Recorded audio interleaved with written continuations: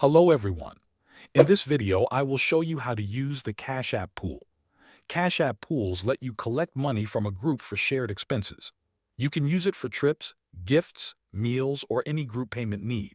First, open your Cash App on your phone. Make sure you are signed in. Tap the Payments tab. In this tab, you will see the new pool option. Tap on Pool to begin. Now, you need to name your pool. Choose a name that explains what this pool is for. Then set your goal amount. This is the total money you want to collect from your group. After naming and setting the goal, tap Next. Next, you will invite people to your pool. You can add Cash App contacts by selecting their cash tag or phone number. You can also tap Share Link to send a link by text message or social media. This link lets everyone contribute, even if they do not have Cash App. Once your pool is active, contributors will start to add their money. You can watch the progress inside the pool screen. The app shows how much has been collected and how close you are to your goal.